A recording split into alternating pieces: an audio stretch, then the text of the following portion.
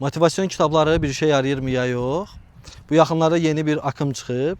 Valideynlər öz uşaqlarını otağa qoyurlar və onlara o şokolatı, o marmalatı yeməsən, sənə çöldən daha yaxşı şokolat gətirəcəm, daha çox şokolat gətirəcəm deyir və yeməsələr daha uğur qazanacaqlarına inanırlar. Bu tədqiqat hardan çıxıb? Buna marshmallow tədqiqatı deyirlər və bu tədqiqata görə uşaqları bir otağa yığırlar və bir neçə ildən sonra onların həyatına baxanda hansı uşaqlar ki yeməyiblər və onların həyatda daha uğurlu olduqlarını görüblər və yeyənlərin isə daha uğursuz olduqlarını görüblər.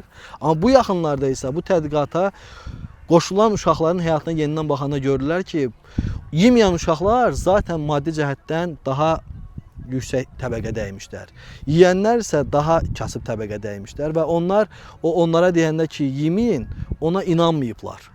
Deyib soğan olsun, nağda olsun, indi yiyeyim, bilmək olmaz gelib gətirəcək və gətirməyəcək. Və bununla bağlı ortaya çıxan səbəb nədir?